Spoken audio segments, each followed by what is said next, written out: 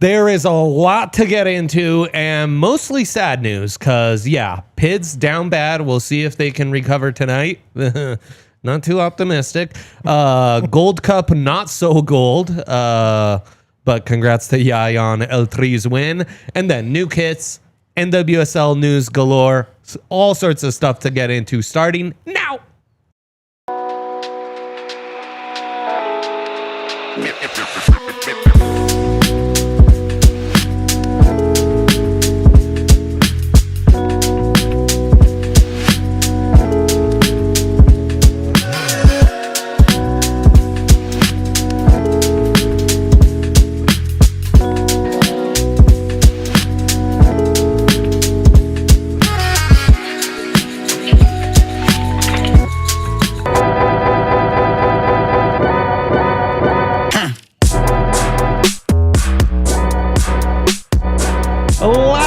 From downtown Denver on the corner of Colfax and York, right above the DNVR bar.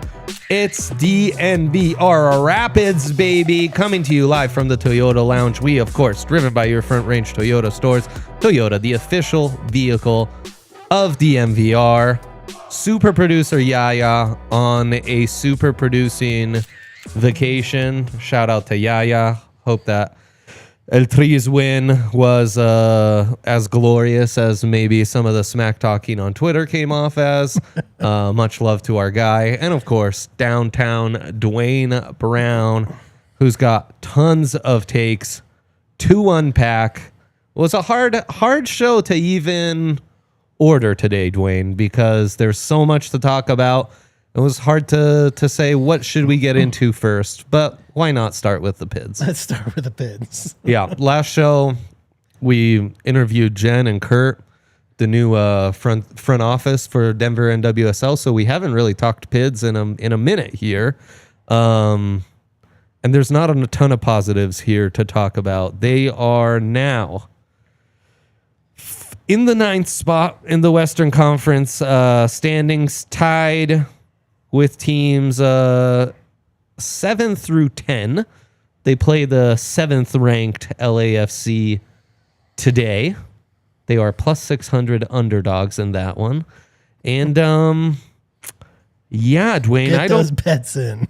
It's not even paddle a panic time anymore. It's more of a how much lower can this go before we hit rock bottom? I mean, the obvious answer is the bottom, the end of the season, depending on how bad it gets.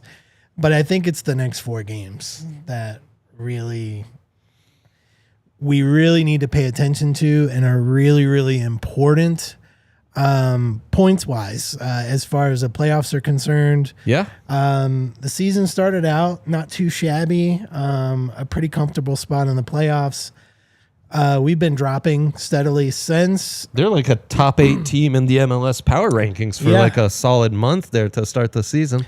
Yeah, and it's been falling off, and and we've been using the argument of everything's fine.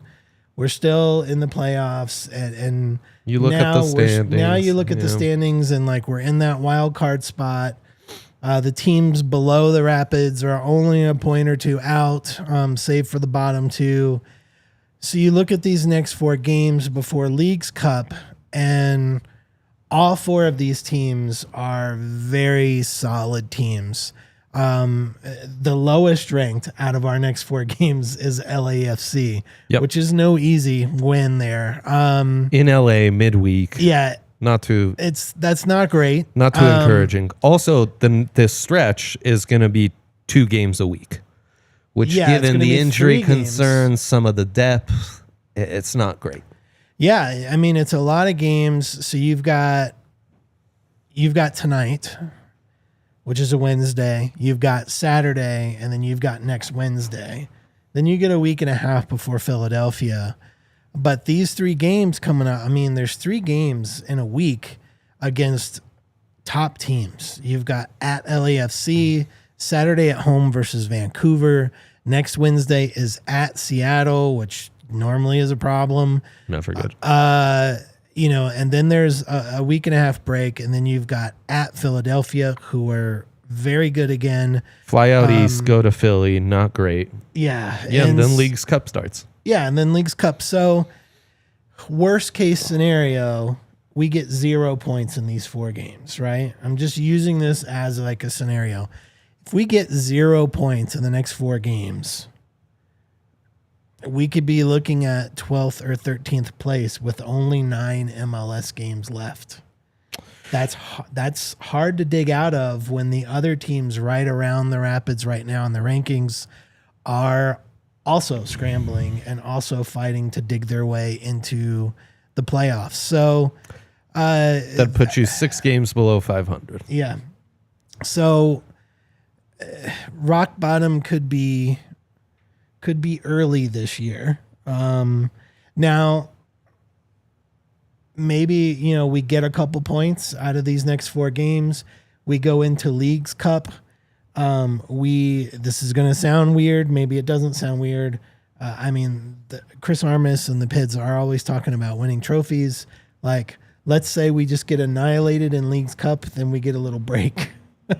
And that could do some wonders for this team, with some injuries that are still healing up. And then maybe we make a strong run at the end of the season. But, man, these next 4 games are really going to be a barometer on how soon or how late the bottom is, time-wise. And there's no coming back from if you lose all 4 of those.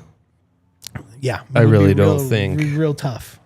And last year they finished in the 7th seed, right? They end up with 50 points in 34 games. That's a 1.4 point per game pace. They're at a 1.2 point per game pace. They had a +1 in goal differential last year. They're rocking a -6 right now. So I think even based off kind of the comparisons to last year, you are underperforming. This is about where they hit a pretty heavy lull last year as well. Yep. And then, actually, I guess it was more post-League's Cup that the lull came, right? Yeah. That's when you had the full injury and everything else. So, you really got to salvage something this month. And, I don't know. I think a week ago we could have talked about the issue is where the goal's coming from. I think also these last 2 games, there's a massive defensive issue, which was the thing that we felt good about coming into the, second month of the season was like, wow, between Big Zach back there making some incredible saves and the addition of Cheeto and Ian Murphy, and we're feeling really good about this defense. I think it's hard to feel good about this defense at all after the collapse against the Revs was maybe worse than anything that happened against KC, which is saying something. I'm also quite concerned at how bad they've been at home. Some of these losses at home are really sound the alarms inducing, losing to KC above all. Then, Nico had a good stretch. It was going to eventually, the giveth was going to taketh some. So he taketh some with that early goal against SKC on that turnover. But the game against Orlando, the game against Austin, just like kind of lifeless performances at home, blowing that massive lead against the Revolution, losing the way they do against a just kind of far inferior SKC team. You get 2 penalties. Georgie gets 2 posts, one from the penalty box, one from a beautiful shot from outside that just misses. They've just got bad luck and poor play. That goal that Eric Tommy got on them. Those are your veteran defenders, Dwayne, and Keegan, Cheeto, Maxu. They just get jumped like they're, amateur players on a FIFA level. It's, they just, it's not good right now. It's really bad, and you're missing big Steph. You're missing Cole like crazy. Maybe you found some answers with Koo, and I thought Calvin was decent, but They're far from having solutions or being the sound, well-constructed MLS squad that I thought we were looking at a month and a half into the season. It's concerning because, excuse me, the problem isn't in goalkeeping for me. This is like Nico's first like kind of big screw up.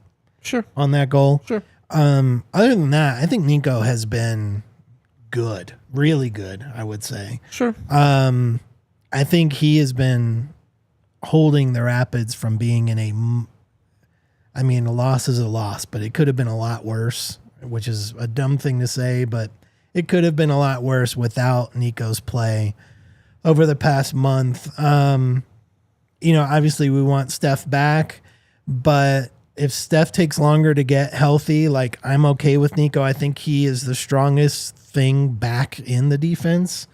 And I think that will continue to hold. Yeah, that's saying the something. Defense for me is a problem. And what's a real bummer about the defense is that we go back to the off season, right? And we keep going back to this, but in the off season, everybody was, waving the flags and banging the drums of, we got to fix our offense. We have to figure out our winger situation. And the Rapids instead came through with a bunch of defensive signings. We've signed, I think, 4 center backs this year. They're not all with the club, but we've signed a lot of backline players. And so it was like, all right, well, some of this is quality. Ian Murphy and Cheeto started real strong. We're like, this is great. The back line is going to get really strong. And so maybe that holds off things, kind of, levels things out while we figure out the offense.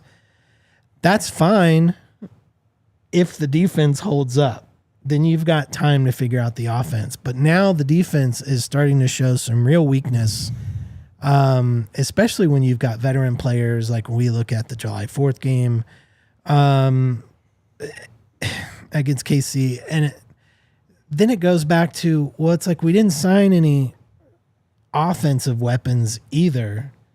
And so, who are the signings, right? We brought Cheeto, Murphy, Josh, Koo, and then the draft picks, which they kind of spread the love around with the draft picks, Yeah, but it's like, so is it what, like none of one those, more defender than midfielder and have any of those really moved the needle in a positive position? So I think it's just held. If anything, it's held to where we were last year. But you look at the difference between last year and this year, like really last year, when you look at the offense, because everyone's talking about, we were scoring goals and look at our XG and all this stuff. Well, a lot of that was buoyed by early season penalty kicks, and we've not been getting those penalty kicks this year, which I'm fine with. Like, your game should not be about penalty kicks. It should be about putting the ball in the back of the net and run of play. You take away those penalty kicks, and you see like what last year really was this year without all those penalty kicks. And it's maybe this offense really isn't, it's not even as good as we thought it was, it was good when the Georgie Hoffa partnership was in prime shape early in the year. I think it was good last year when that partnership was doing well, and when that partnership isn't performing like a top 5 duo in the MLS, then they kind of struggle offensively, especially if Cole's kind of lost. But when you put this all is a of lost season for Cole Bassett, for sure, and I think that's a huge part of the offensive struggles. For sure. But you put all of your eggs into that Georgie Hoffa basket. If that doesn't work out, and then you come into the season with no real, boosts on the wings or offense, and you come with the mentality of which came from the club, we're going to build on what we had last year. We take away all those penalty goals last year, you're not building on as high of a floor as you thought you were. I don't know, man. Like I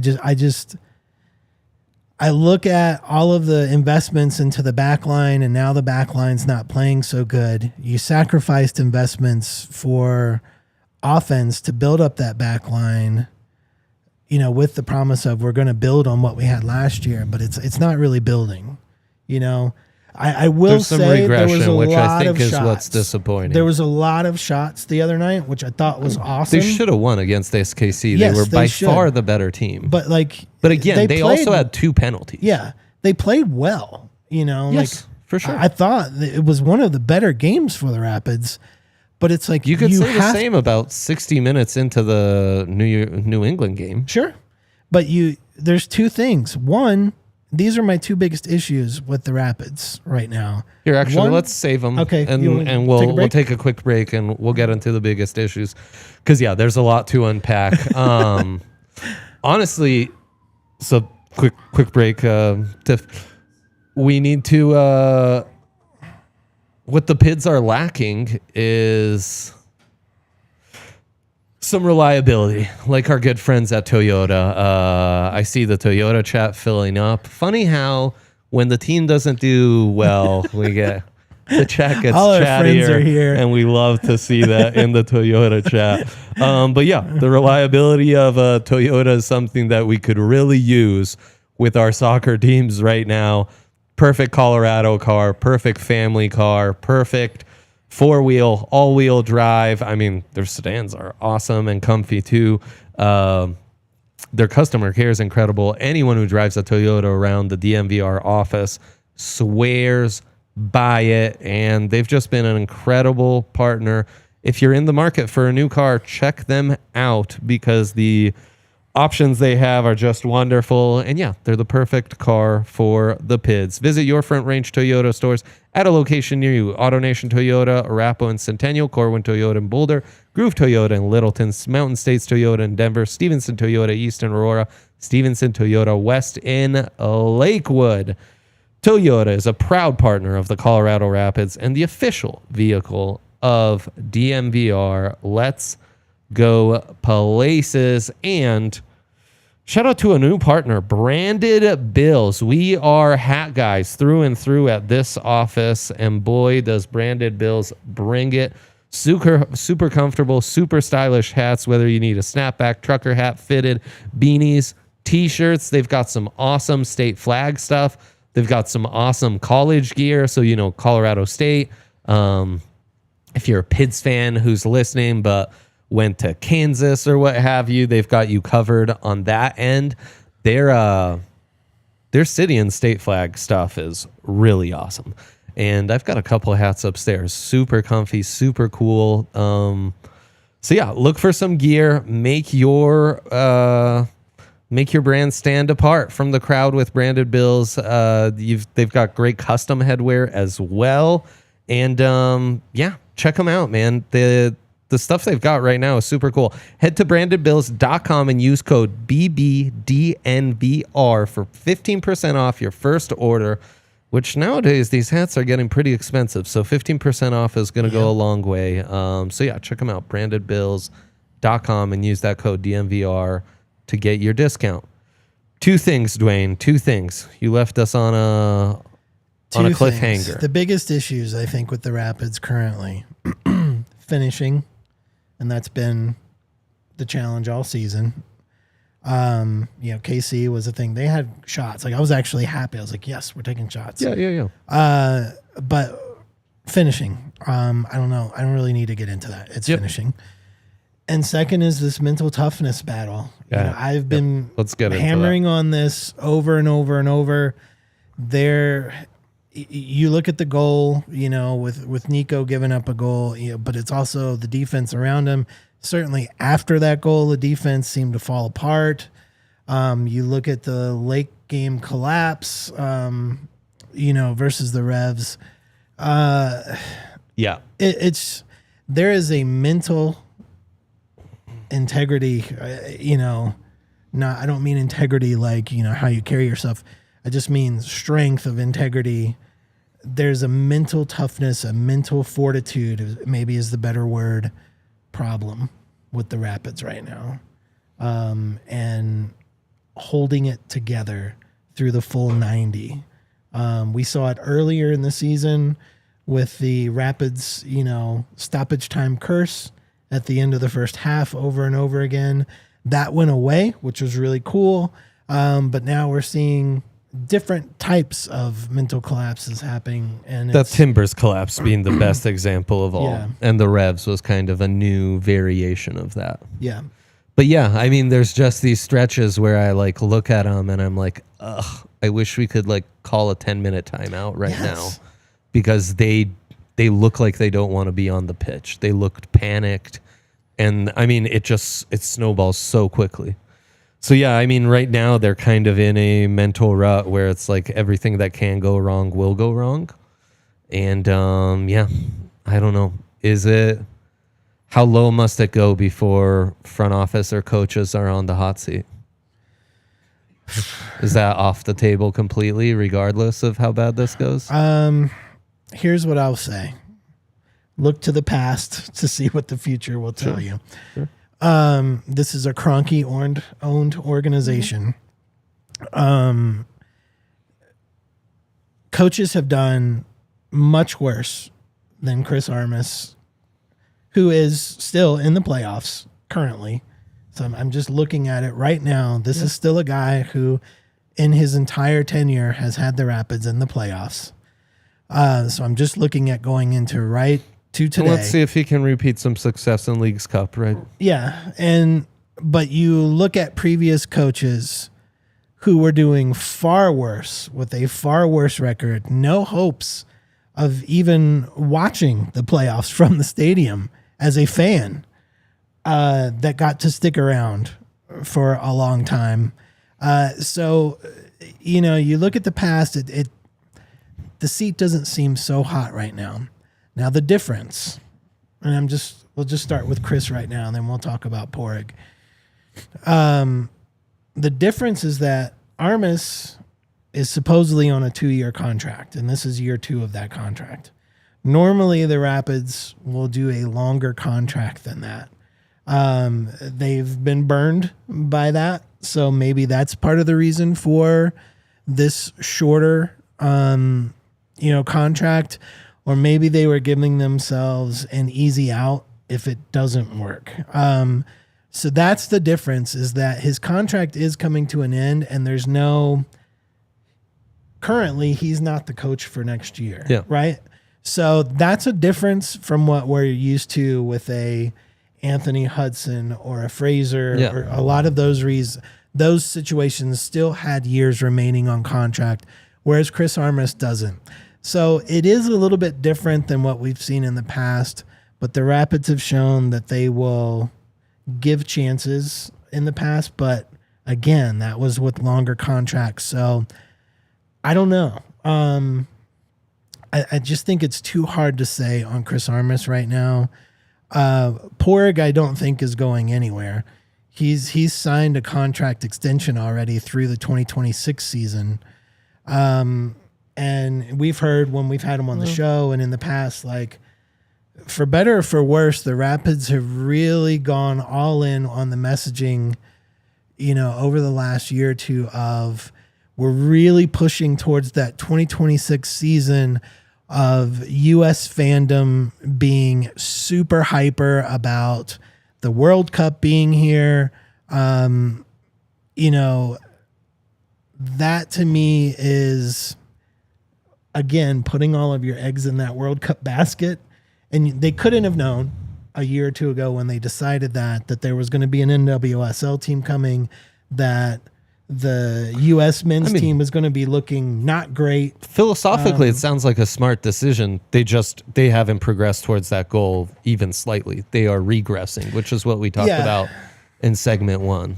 Right, so without getting even banking into all those factors, they're actually just the same old Rapids. Nothing has changed. Yeah, but nothing makes me feel like, you're progressing towards 2026. Right. But you're regressing towards 2026. Even if you're banking on that World Cup hype to get more fans into the Rapids, it's going to be even harder now because, one, and we'll get into this in a bit, U.S. men's national team is not looking so great.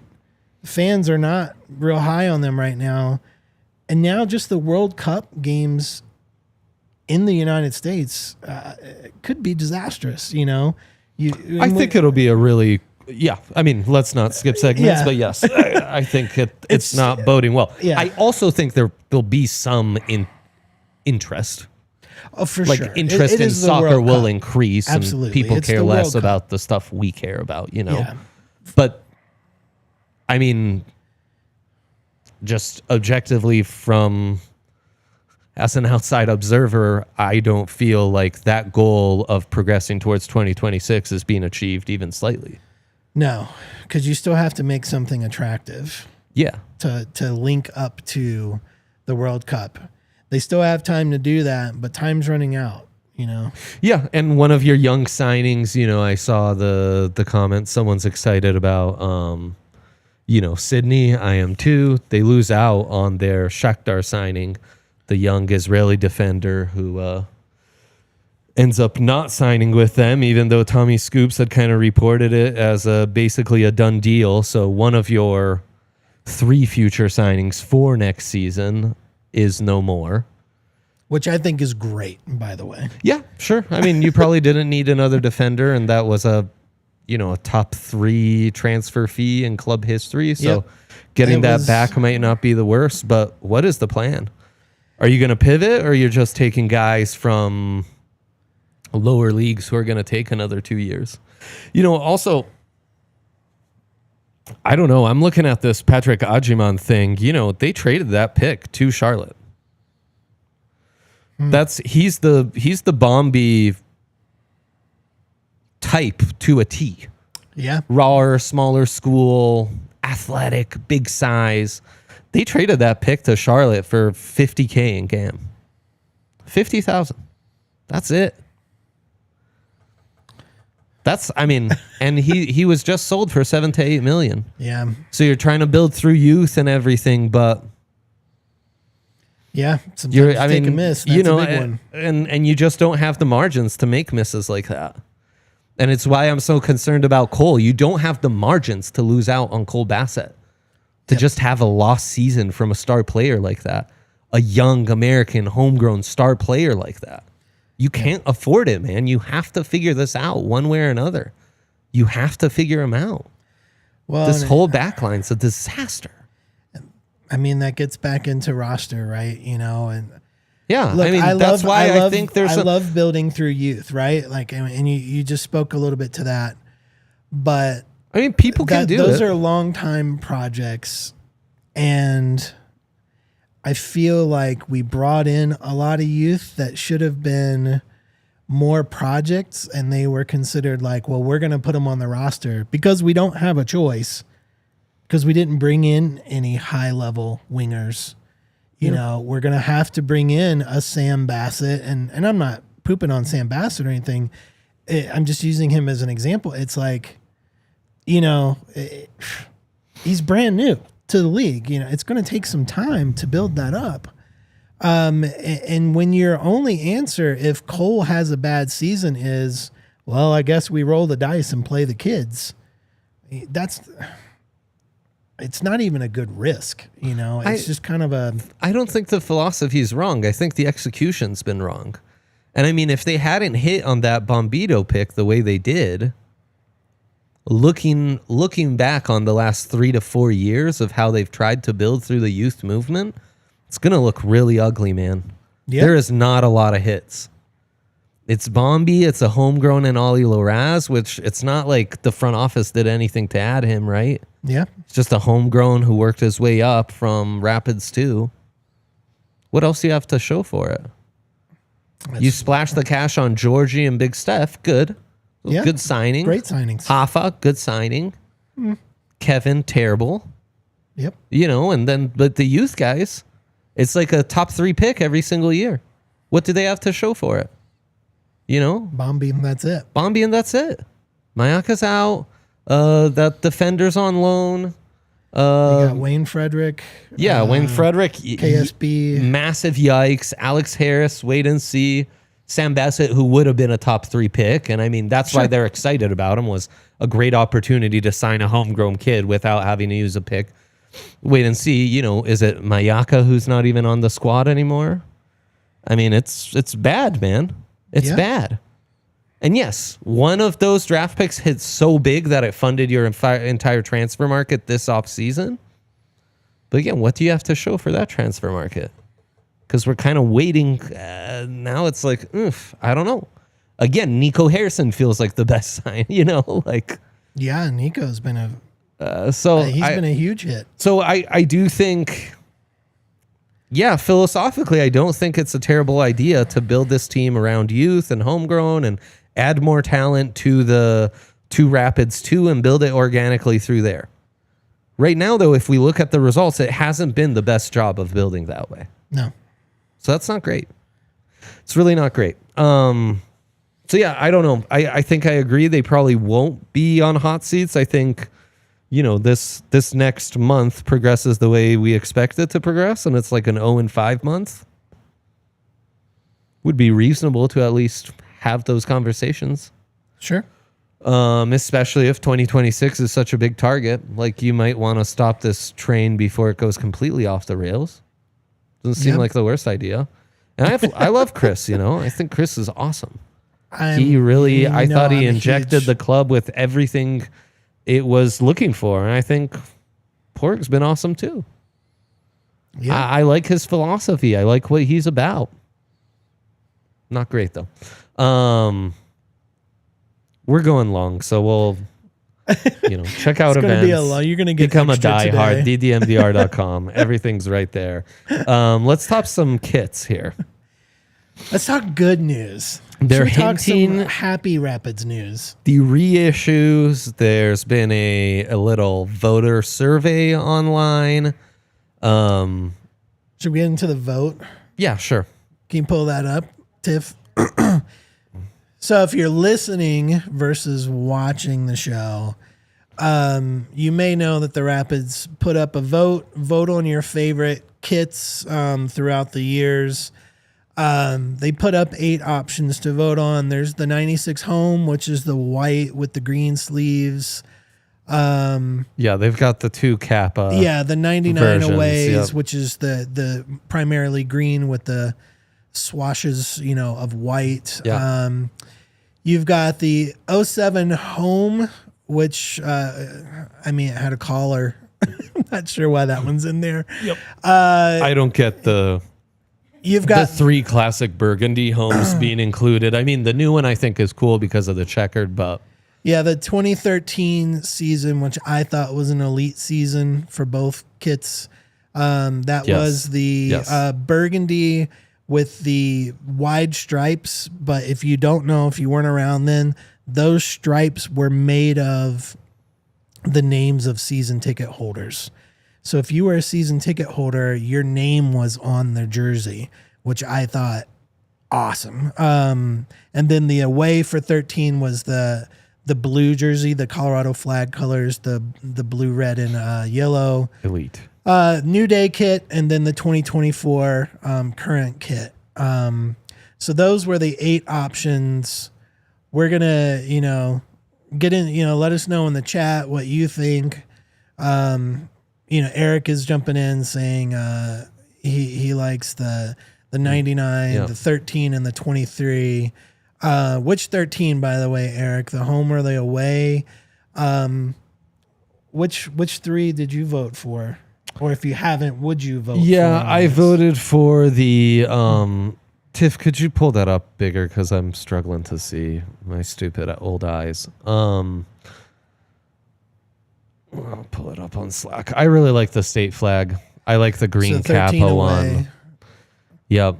13 away, Colorado flag. I like the 99 away. The 13 away is elite. And the other ones are kind of silly to be included, so I just went with the 24 home. I like the checkered concept. I think that one's pretty clean. Yeah. So just to have a classic burgundy one. For sure. I picked the 13 away. We agree on that one. Yep. The Colorado flag one.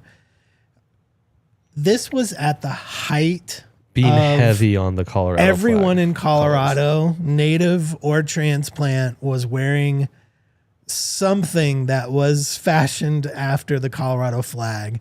There was that just major swell in Colorado flag pride, and this flag is cool. Let's make, bumper stickers and t-shirts.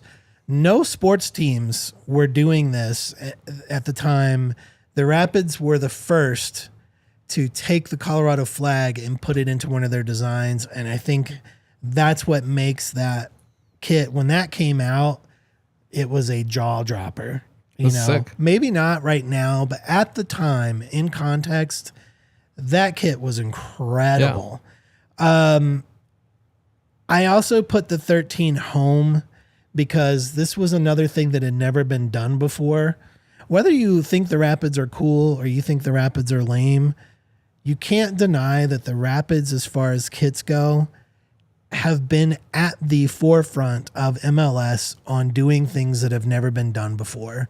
The 13 home was the broad stripes going across the jersey. Again, those were made up of the names of season ticket members. I think that's super rad. It's just, man, that's just so cool to me.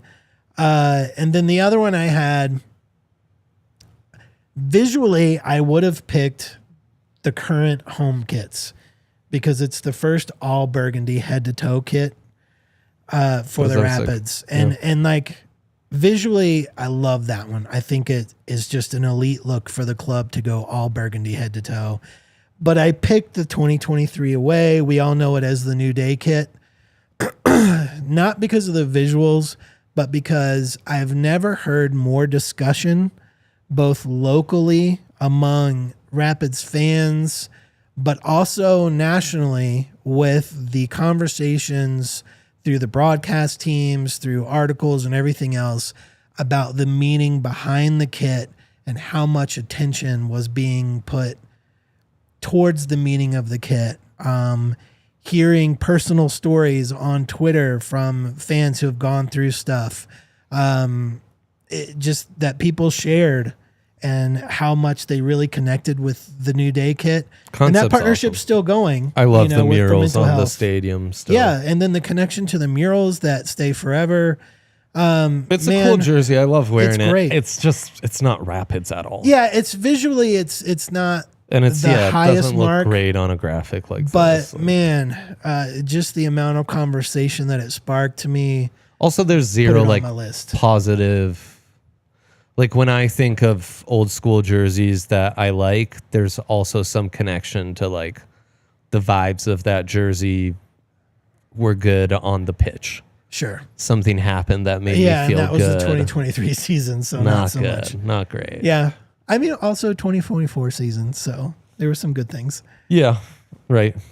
But yeah, when it came out, that was a terrible season, which was a good reason for mental health. Is any of the true? So maybe it was the perfect kit. So true. Yeah, honestly, the vibe has never fit more for Rapids fans.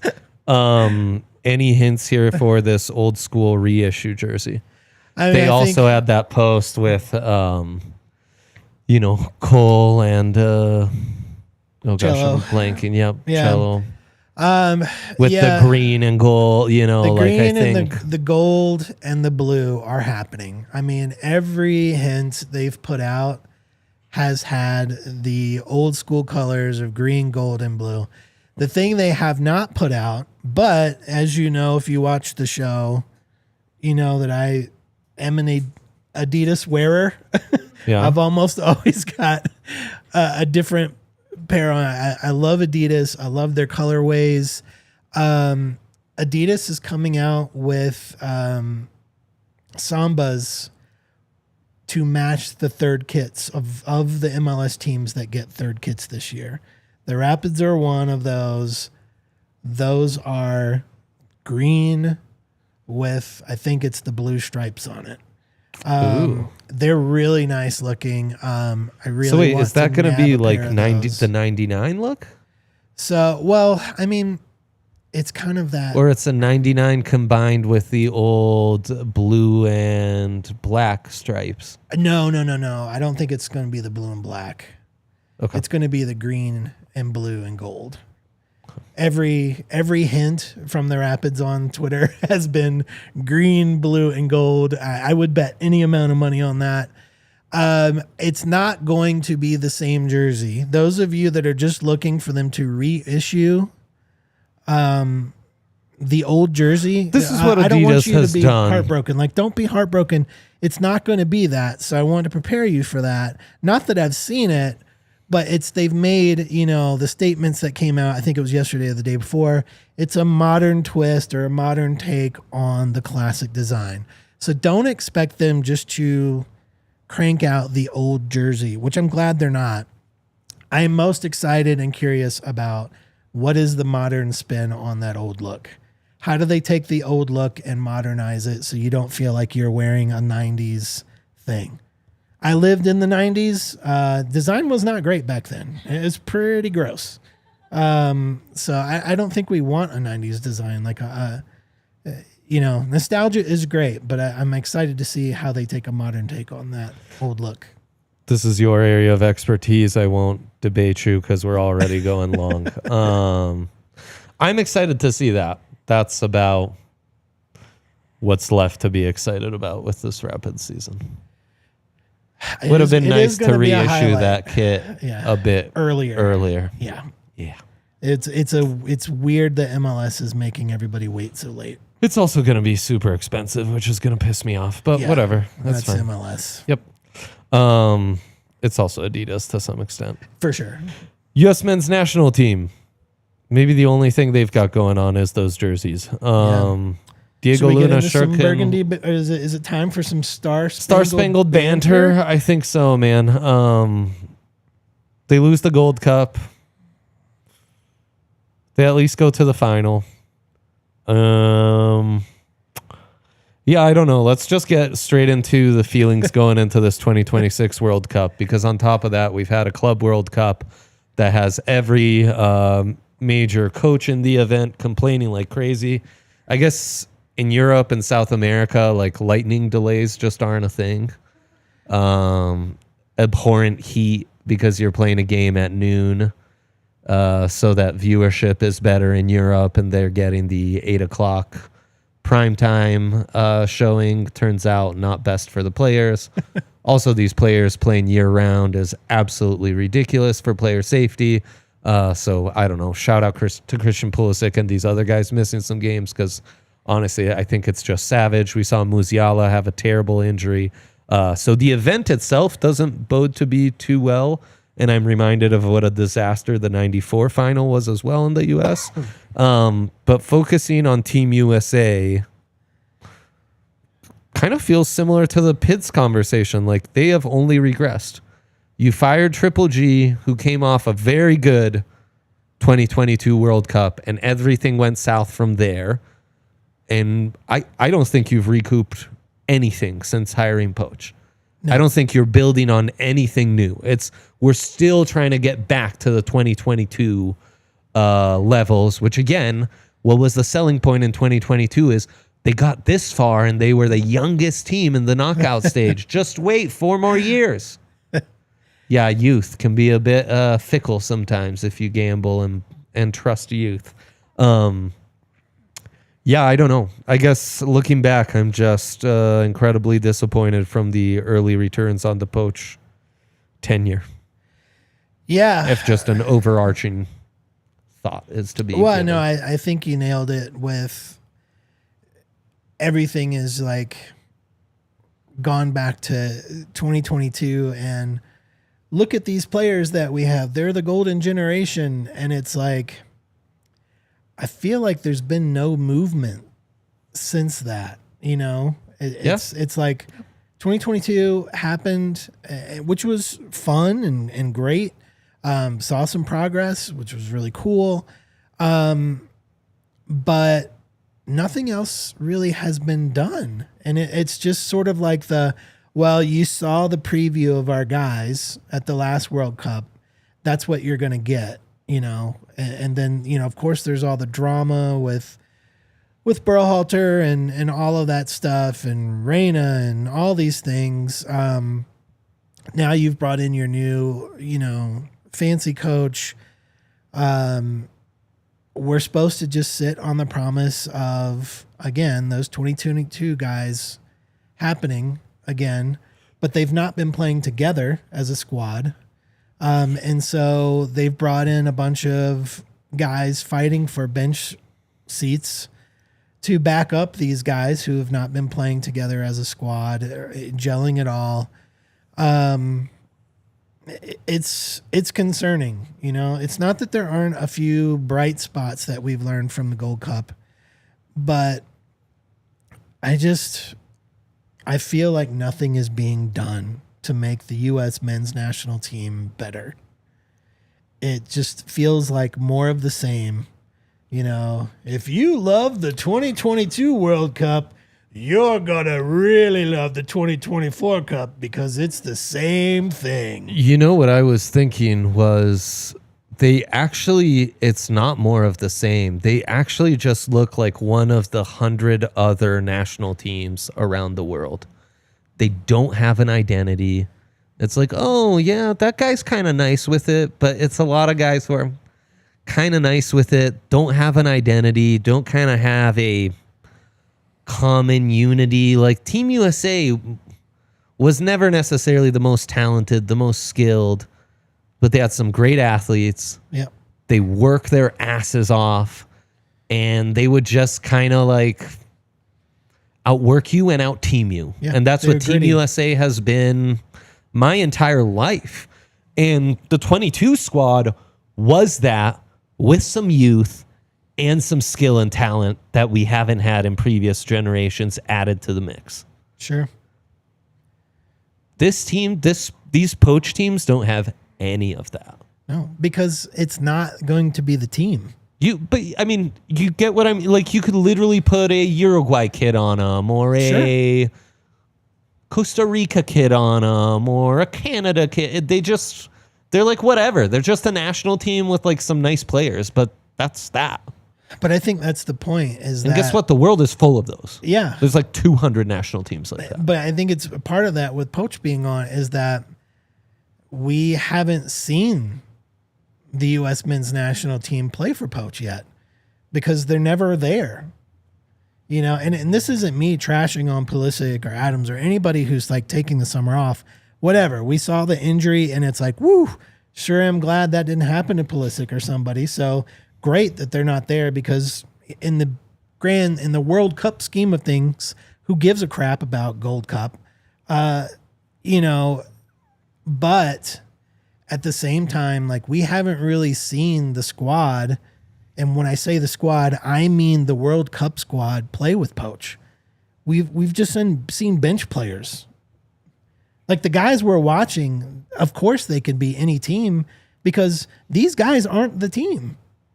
They're just bodies that are playing with a few exceptions.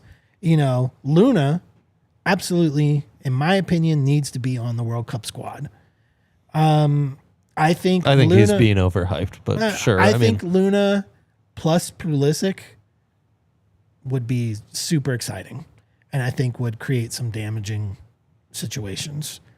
I'm not saying him by himself, but you put him on what I'll call the main squad. You line him up with a Pulisic, then you see something like you elevate. You know, rising tide lifts all ships. That's where you see Luna get elevated to a higher position because of the talent around him.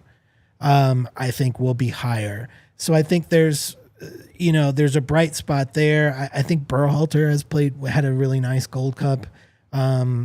Offensively, defense, we don't know yet, but I think, having him come up and play more offensive has been a nice thing to see. He probably should have a shot at, trying to get on the squad, but ultimately we don't know what the U.S. men's national team looks like under Poach because we haven't seen them. They're all in Europe or they're all in vacation. So yes, any of these players could just be any random team because you're getting NPCs, to use a nerdy video game. You're getting non-player characters for your U.S. men's national team right now. I'd argue this should be the exact squad that plays with that USMNT mentality and vibe that I was describing. Like, if you can't get that from your backups, then we might be in trouble. Also, I would say you're probably going to feel good about your attacking. You're probably going to feel great about your midfield. I think the backline's the issue. And Tim Ream having the tournament he had, not awesome. I do like what Chris Richards showed. I think, there's some stuff to be intrigued about with Alex Freeman. But, what eliminated him from the 22 World Cup was Dumfries just dominating Serginho Dest, who has his career has been full decline since that World Cup. Yep. And I'm not sure Arfston as the left back is really... Like, I think you got to figure out some left back options. And you got to maybe test Tim Ream with a little more competition. The old guy from the 22 bunch, I'm not sure is as reliable in 26. Totally. And then, I think you kind of have some goalie issues too.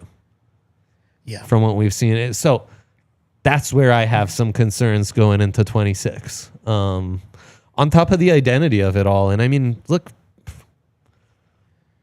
Poach just hasn't had great results since COVID.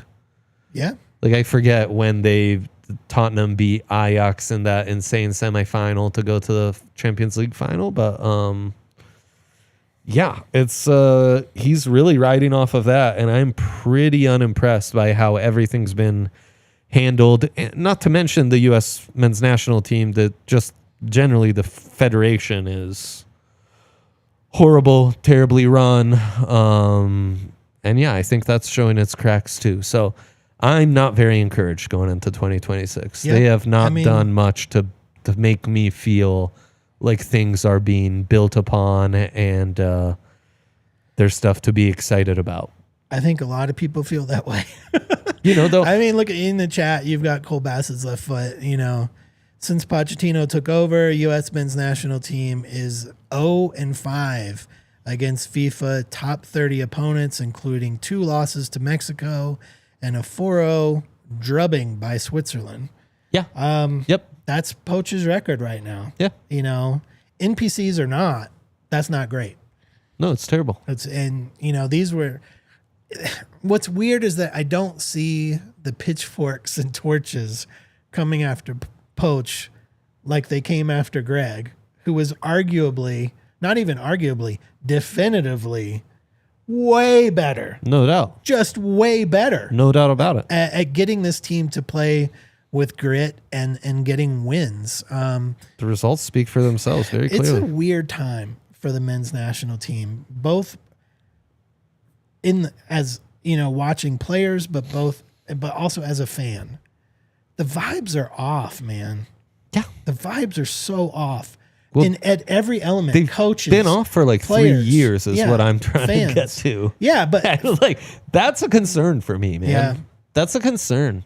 You had all this momentum coming out of 22, and the fact that you have just punted on just that. Bottled it. Time and time again, not encouraging. When you're going to be hosting the World Cup. Not encouraging. In less than a year.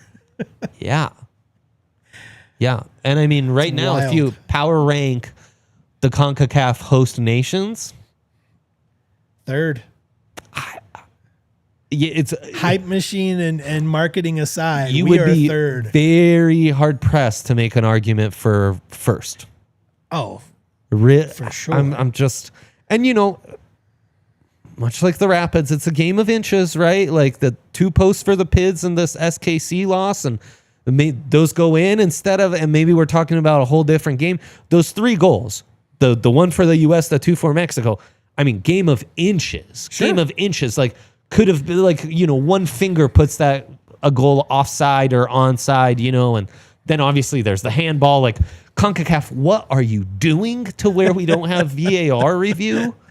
What a joke. What a Mickey Mouse tournament. It's the most CONCACAF. We should, if we're going to Mickey Mouse it like that, then forget Pulisic not playing. No one should be playing. Where is These are star out. Just keep them home. F off with that, man. live up to expectations all around. And again, like the Federation, we don't give a shit that much. We're okay with looking this amateurish. Get out of here with that, man. Heads should be rolling. Pitchforks should be out. No doubt about it. Embarrassing. That's embarrassed to be associated with anything close to that. It's disgusting. Figure it out. That's the fire we need to see. I man. mean, among supporters. To me, what we've seen thus far is unacceptable. I mean, I long for Triple G, so like, you should be hospitalizing me if I long for Triple G. That's a sign of mental illness. But sadly, no, it's just a sign of how low and how bad and how dark things are right now. So that's our World Cup 2026 preview. We're gotta say, all considered, pretty excited for next summer. Let me tell you. That's sad. Can't wait. You know who's feeling the pressure right now? It's Villar, the winged CONCACAF seagull, who's supposed to be protecting us, but still can't even get us VAR. Let me say, Villar's tenure as a mascot for CONCACAF. He is not terrible, Villar, in the way we needed him to. No, he is not. Also, Villar, did you swim all the way to Saudi Arabia? I'd love to know that. Did Villar also make the trip, or is that just a Gold Cup team that gets included, but Villar does not touch their waters? Who's to say? Question for another day, I guess. Let's get into this NWSL news, Dwayne, before we gotta get out of here. I love this show. Oh boy, what silliness. Should have started with the rant earlier, I think. Free agent wish list. Would you mind bringing that up for us, that NWSL? So top two, no brainers. Give it to me. We'll sell a bazillion jerseys. And two players who are not playing currently.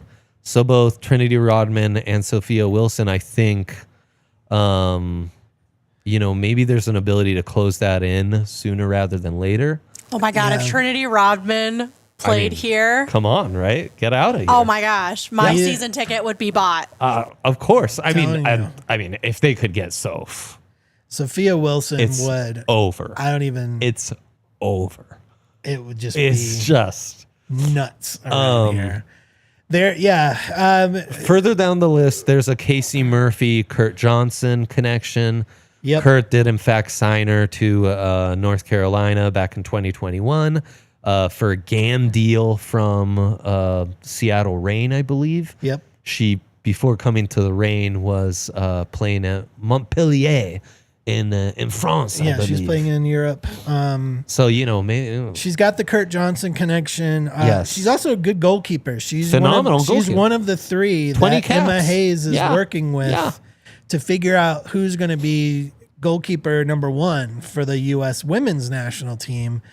So that's the name on this list. I know everyone's looking at Sophia Wilson and Trinity Rodman, but there's a couple other names on this list you should also be paying attention to. I think Casey Murphy, like Dre is saying, I agree. I think that's one of those names you should be looking at.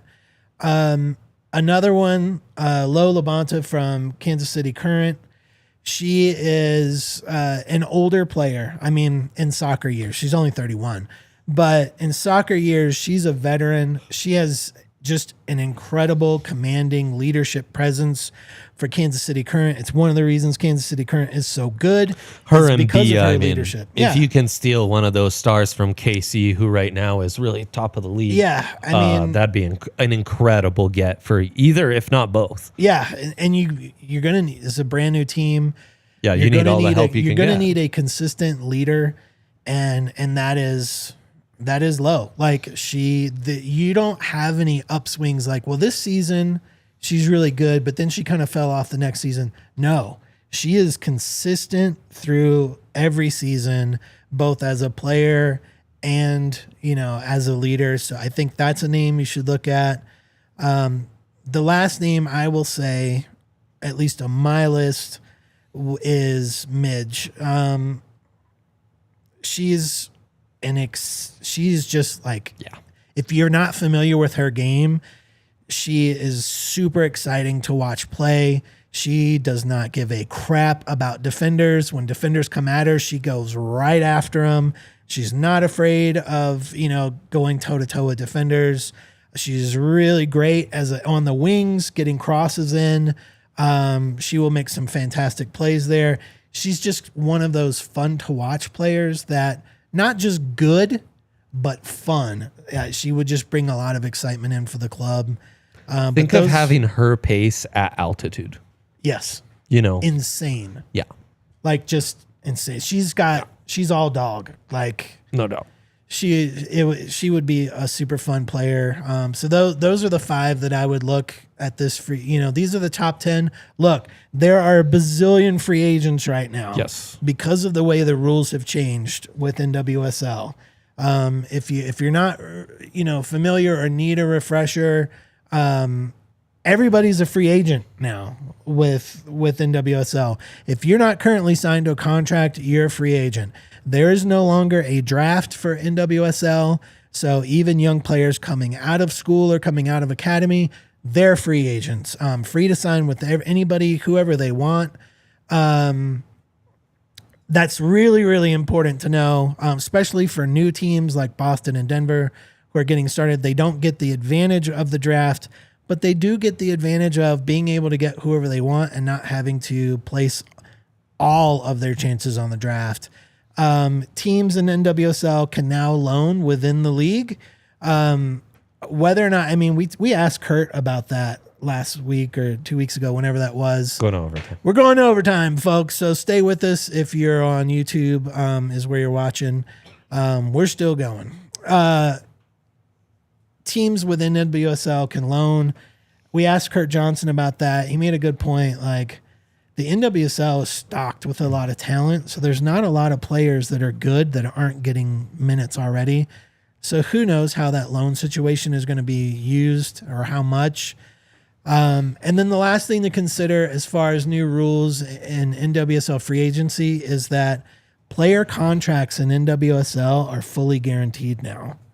So that's a key thing for negotiations, both for the players and for the teams, is that these contracts are fully guaranteed, which is pretty cool. It's a great league for players. Really is. That's why it's but it also kind of opens the it top up. Women's league in the world. It's a great league for players, but it also opens up the clubs to be able to get their business done without having to be forced into things like drafts and all of that.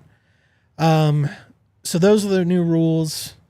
There are going to be some big spenders. I'm antsy to see some signings, but yeah, I expect them to splash the cash and be like one of the big spenders this offseason. Obviously, they need to build a whole club. So, yeah, pretty hyped about this. Denver and Boston by far will be the biggest spenders. You'd think. They both get over $1 million from the league for allocation to start to build their club. That's a lot of money to work with. Plus, you have to look at, they already have how much money they were planning to spend anyway. Yeah. So I was pretty impressed talking to Kurt and Jen. Seems like some exciting stuff going on there. So, and should have a logo and, brand reveal by the end of the month. July 26th. So that's really exciting as well. It's all falling into place. I can't wait for some big name signings. That's going to get me a real hype. So there you go. We got to get out of here, Dwayne, but tonight, you got a prediction? Yeah, I think they lose by at least 2 goals. I'll go 3-1 LAFC. Yappy gets the 1 goal for the Pids. Okay. I'll say 1-0 LAFC. There you go. It's going to be a little closer. Despite that, what do we say when we end this show? We hope they prove us wrong, man. Up the Pids. Up the Pids. Always, baby. Always. Thank you all for tuning in. Leave us a like on the way out. Thank you to producer Tiff. Tune into Broncos if you want to see more of me in 10 minutes. Okay. We all silly like the mayor.